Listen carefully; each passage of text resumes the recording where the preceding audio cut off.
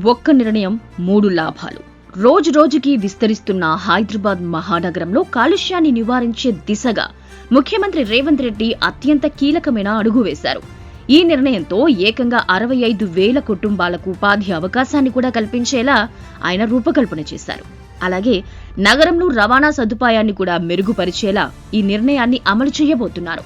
ఇంతగా హైదరాబాద్ మహానగరానికి మేలు కలిగించేలా సీఎం రేవంత్ రెడ్డి తీసుకున్న ఆ నిర్ణయం ఏంటి, వాటి వల్ల కలిగే ఫలితాలు ఏంటి అన్నది తెలుసుకుందాం. ఔటర్ రింగ్ రోడ్డు లోపల ఇటీవలి వందలాది కాలనీలు ఏర్పడ్డాయి. జనసంచారం కూడా లక్షల సంఖ్యలో పెరిగింది. కానీ అందుకు తగినట్టుగా రవాణా వ్యవస్థ డెవలప్ కాకపోవటం ఆయా ప్రాంతాల ప్రజలకు శాపంగా మారింది.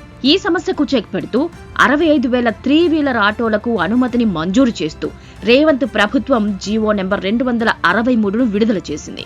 ఇందులో 20,000 కొత్త ఎలక్ట్రిక్ ఆటోలు, 10,000 కొత్త ఎల్పీజీ ఆటోలు, 10,000 కొత్త సిఎన్జీ ఆటోలుండగా మిగిలిన 25,000 ఆటోల విషయంలో కూడా ప్రభుత్వం క్లారిటీ ఇచ్చింది.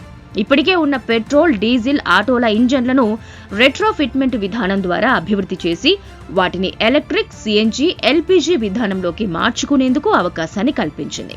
ఈ లెక్కన 65,000 ఆటోలతో హైదరాబాద్ నలువైపులా రవాణా వ్యవస్థను అభివృద్ధి చేసేలా ప్రభుత్వం రూపకల్పన చేసింది.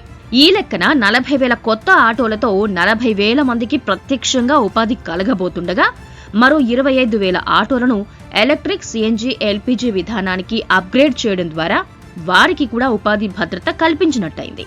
ముఖ్యంగా ఔటర్ రింగ్ రోడ్డు పరిధిలోని ప్రాంతాల్లోపలి కాలనీల వరకు వీటి సేవలు అందించేలా తీసుకుంటున్న చర్యలతో హైదరాబాద్లో ఏ క్షణాన ఎటువైపు వెళ్లాలనుకున్నా ప్రజలకు ఎలాంటి ఇబ్బంది ఎదురు కాని సులువైన అవకాశం కలగనుంది. ఈ నిర్ణయం ఉపాధి, రవాణా సదుపాయాలు కల్పించడమే కాక కాలుష్య నివారణకు తగిన విధంగా ఉందంటూ సీఎం రేవంత్ రెడ్డి తీసుకున్న నిర్ణయాన్ని హైదరాబాద్ ప్రజలు అభినందిస్తున్నారు.